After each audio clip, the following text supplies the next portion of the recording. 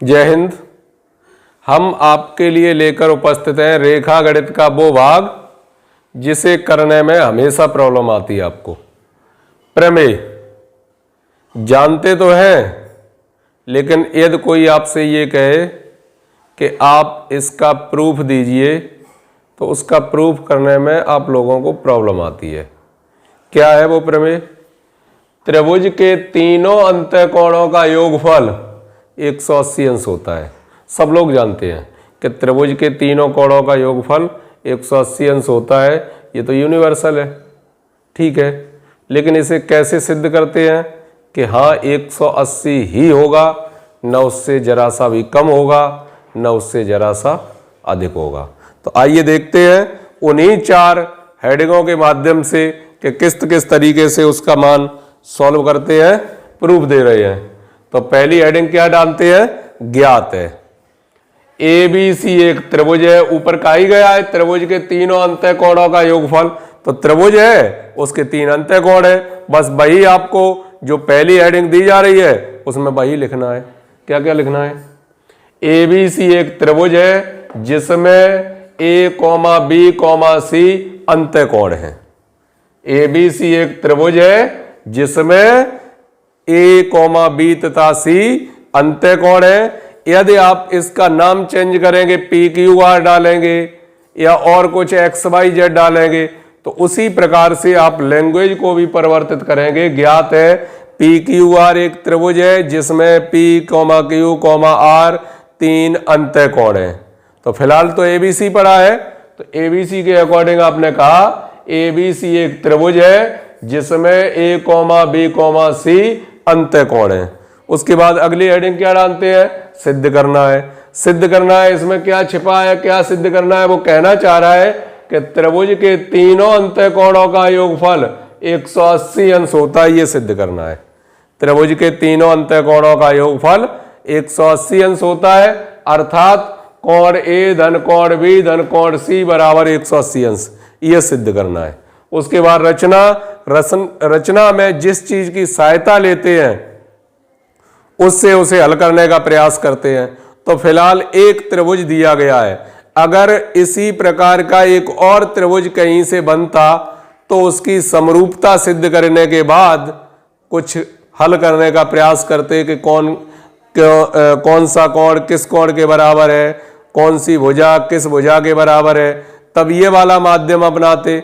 फिलहाल ऐसा नहीं है। जब नहीं है तो आपको हमने पढ़ाया है क्या? समांतर रेखाएं, अर्थात कोणों के माध्यम से उसे हल करने का प्रयास करेंगे। और ऐसा है भी इसलिए कि वो जो पूछना चाह रहा है वो किस पर आधारित है? कोणों पर आधारित। कि उसने पूछा है कि तीनों अंतःकोणों का योगफल 180 अंश होता है। तो हमें अंतःकोणों के बारे में जानकारी चाहिए, न कि अगर ये त्रिभुज बाई चांस हम समकोण भी बना लें। समकोण बना लिया, समकोण त्रिभुज में पाइथागोरस प्रमेय लगती है, लेकिन पाइथागोरस प्रमेय भुजाओं पर कार्य करती है, कोणों पर कहां कार्य करती है? तो फिर हम कहां चले जाएंगे? भुजाओं में रिलेशन निकालने चले जाएंगे, और जो भी रिलेशन निकलेगा वो भुजाओं के आधार पर निकलेगा।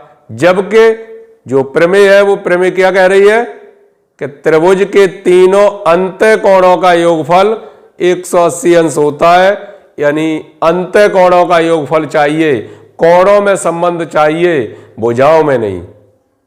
तो ऐसा कोई काम नहीं किया जाएगा यहां जिससे हम त्रिभुज की भुजाएं निकालें, समकोण त्रिभुज बनाएं, पाइथागोरस प्रमेय लगाएं, या भुजाओं से संबंधित कोई समरूपता सिद्ध करने की कोशिश करेंगे। तो ऐसा कुछ नहीं होगा। किसमें संबंध चाहिए आपको? कोणों में। और कोणों में संबंध के लिए आपने कोणों के प्रकार पढ़े हुए हैं। उनमें था शुरू में ही शून्य कोण, न्यून कोण, समकोण, अधिक कोण, बृहत कोण, ऋज कोण, उसके बाद पूर्ण कोण। ये कोण थे। उसके बाद कौन से थे? पूरक कोण, संपूरक कोण। तो 90 डिग्री या 180 डिग्री। उसके बाद दिए गए थे संगत कोण, एकांतर कोण, शीर्षाभिमुख कोण, जो समांतर रेखाओं के अंतर्गत प्राप्त होते हैं। बस वहीं से हम इस प्रमेय को सॉल्व करने का प्रयास करेंगे, क्योंकि हमें संबंध कोणों के अंतर्गत चाहिए, भुजाओं के अंतर्गत नहीं। तो कोणों पर पहुंचने के लिए इस रेखा के समांतर ये रेखा खींच दी। जब रेखा के समांतर ये रेखा खींच दी तो वही है BC के समांतर PAQ एक रेखा खींची जिसमें कोण PAB बराबर अल्फा, QAC बराबर बीटा है। ये मान लिया उनके कोण। देखते हैं उत्पत्ति हेडिंग में क्या है कि BC समांतर PQ है, तब ये रेखा यदि इसके समांतर है तब क्या होगा। तब देखते हैं क्या होगा कि जब ये वाली रेखा इस रेखा के समांतर होगी, अगर इसे चाहें तो आगे और बढ़ा सकते हैं, कोई दिक्कत नहीं है। ये रेखा जब इस रेखा के समांतर होगी तो क्या होगा, ये वाली रेखा तिरछी रेखा का काम करेगी, उसकी तिर्यक रेखा का काम करेगी। तिर्यक रेखा का काम करेगी तो तिर्यक रेखा में आपने देखा होगा जब दो समांतर रेखाओं को कोई एक तिरछी रेखा काटती है तो क्या है, आंतरिक कोण, ये एक इधर वाला और एक इधर वाला, ये दोनों आंतरिक कोण आपस में बराबर होंगे। क्यों बराबर होंगे, क्योंकि दोनों ही एकांतर कोण हैं। दोनों कोण कैसे है, एकांतर कोण है। आप लिख सकते हैं तब क्या होगा, कोण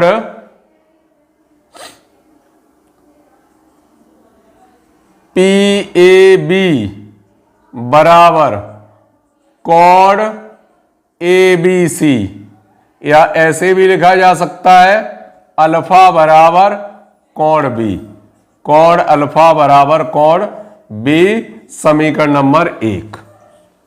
इस प्रकार से समीकरण नंबर 1 चूंकि एकांतर कोण है,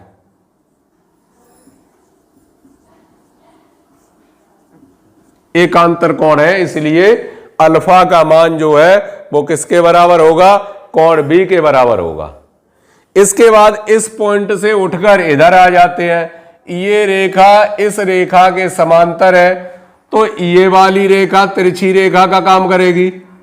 अब जब तिरछी रेखा का काम करेगी, एक कोण इधर का और दूसरा कोण इधर का, ये भी कोण आपस में बराबर होंगे, अर्थात कोण QAC बराबर कोण ACB, ये होगा।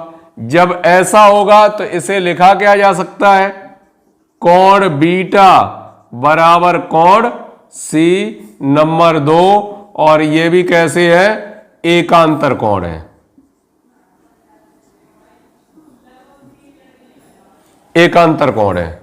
जब ये एकांतर कोण है तो अब आ गए हम किस बिंदु पर, इस बिंदु पर पहुंचते हैं। चूंकि PAQ एक सरल रेखा है, PAQ एक सरल रेखा है। जब सरल रेखा है तो यहां पर जितने भी कोण ये बन के तैयार हुए हैं, यहां पर इन सभी कोणों का योगफल 180 अंश होगा। इन सभी कोणों का योगफल 180 अंश होगा। आइए जोड़ते हैं, कौन कौन से, कोण PAB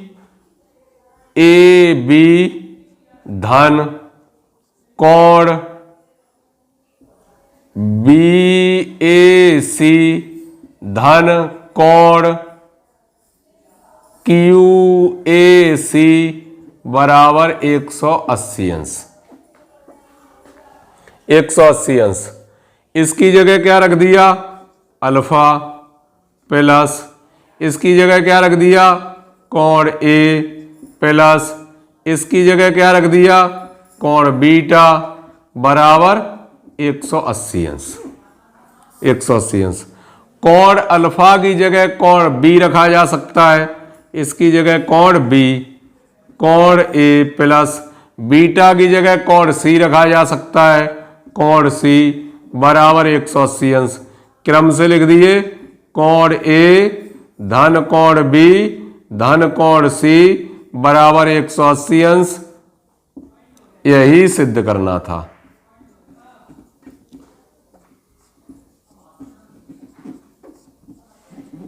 यही सिद्ध करना था। तो एक तो तरीका इसका ये हो गया। दूसरा एक और देख लीजिए यही तरीका, वो क्या है कि अभी आपने निकाला कोण अल्फा बराबर कोण बी, कोण बीटा बराबर कोण सी, जोड़ने पर अगर इन्हें जोड़ दिया जाए तो कोण अल्फा धन कोण बीटा बराबर कोण बी धन कोण सी, दोनों पक्षों में कोण ए जोड़ने पर, दोनों पक्षों में कोण ए जोड़ दिया तो कोण ए धन कोण अल्फा धन कोण बीटा बराबर कोण ए धन कोण बी धन कोण सी। और ये जो तीनों कोण मिलकर प्राप्त हो रहे हैं, आप इन सभी की जगह रख सकते हैं कितना, 180 अंश, क्योंकि आप चित्र से भी देख सकते हैं कि ये क्या है, एक सरल रेखा है, कोण ए कोण बी कोण सी बराबर 180 अंश, यही सिद्ध करना था। इत सिद्धम, यही सिद्ध करना था, हेंस प्रूव्ड। तो ये आने के बाद इन दोनों को जोड़ के इस प्रकार से सॉल्व कर सकते हैं, या तीनों का जोड़ 180 अंश होगा और यहां 180 अंश रख दिया है, क्योंकि आप जान रहे हैं चूंकि पी ए क्यू एक रेखा है, पी ए क्यू एक रेखा है।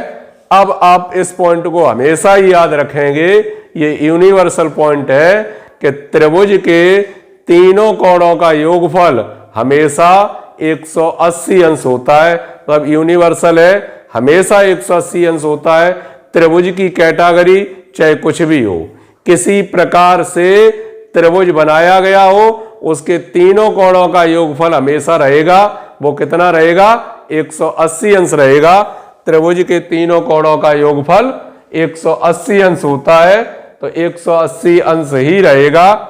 आइए देख लेते हैं, एक दो प्रश्नों को देखते हैं यहां पर किस प्रकार से आप प्रश्न सॉल्व करते हैं।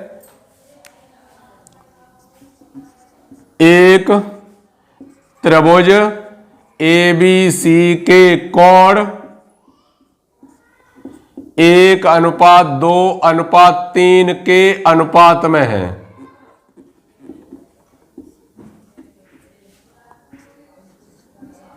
उसके सभी कोण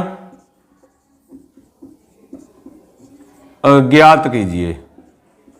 तो इनके लिए हम आपको एक विधि बता रहे हैं, देखिए शॉर्ट विधि किस तरीके से निकाल लेते हैं ना।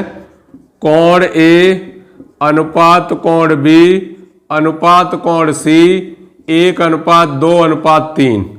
कोण ए का मान चाहिए आपको, तो यहां पर देखेंगे ए के लिए क्या प्रयोग हुआ, 1 बटे में सभी का जोड़ कितना, 6, और कोणों का योगफल होता कितना है, 180 अंश।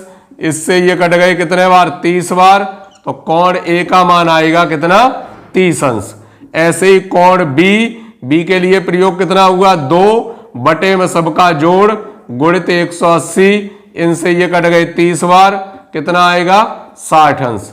कोण सी बराबर 3/6 गुणित 180, इनसे ये कट गए 30 बार, कितना आएगा, 30 × 90 अंश।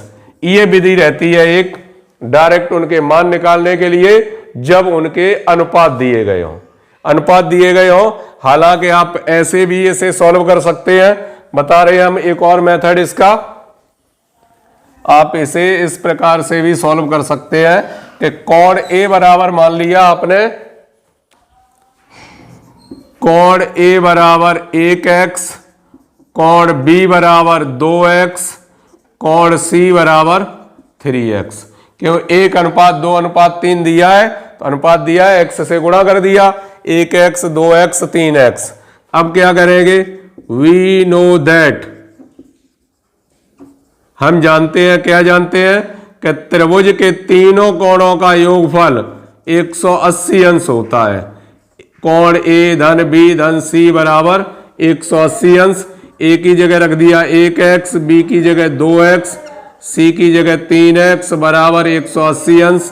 कितना हो गया 6x बराबर 180 अंश, x बराबर 180/6। तो x का मान आ जाएगा, वो कितना आ जाएगा 30। जैसे ही x का मान 30 निकला आप यहां रख सकते हैं 1 गुणित 30 बराबर कितना हो गया 30 अंश। यहाँ 2 गुणित 30 तो कितना हो जाएगा 60 अंश। यहाँ 3 गुणित x का मान 30 कितना हो जाएगा 90 अंश। एक मेथड आपके सामने ये उपस्थित है, एक इस प्रकार से उसका डायरेक्ट भाग निकाल सकते हैं। तो त्रिभुज के तीनों कोणों का योगफल 180 अंश होता है। ये यूनिवर्सल ट्रूथ है, यानी सदा सत्य है कि त्रिभुज कैसा भी बनाया जाए, अगर तीनों कोण आपस में बराबर हैं, ये कोण ये कोण ये कोण अगर आपस में बराबर है तो इसका मतलब सभी कोण 60 अंश 60 अंश 60 अंश के होंगे, क्योंकि त्रिभुज के तीनों कोणों का जो योगफल है वो निश्चित रूप से 180 अंश होता है। और बाई चांस इस प्रकार से त्रिभुज बना है, इसका ये कोण और ये कोण बराबर है और ये है 40, तो 40 बचा 140, यानी ये कोण 70 अंश के होंगे। और यदि तीनों कोण भिन्न भिन्न है तो हो सकता है ये कोण कितना हो 50 हो, ये कोण 60 हो, तो ये निश्चित रूप से कितना 70 होगा। लेकिन त्रिभुज के जो कोणों का योगफल है उसमें कोई परिवर्तन नहीं आएगा। त्रिभुज के तीनों कोणों का योगफल हमेशा 180 अंश ही रहता है। आप इसका प्रयोग कहीं भी कर सकते हैं। त्रिभुज के तीनों अंतः कोणों का योगफल 180 अंश होता है। आप इसका प्रयोग कहीं भी कर सकते हैं। जहां चतुर्भुज बना हो, चतुर्भुज में यदि त्रिभुज बनने की संभावना है, या पंचभुज बना है, षटभुज बना है, सप्तभुज बना है, उसमें यदि कहीं भी त्रिभुज किसी प्रकार से बन सकता है तो निश्चित रूप से त्रिभुज के तीनों कोणों का योगफल 180 अंश ही होगा। मिलेंगे नेक्स्ट वीडियो लेकर, तब तक के लिए जय हिंद।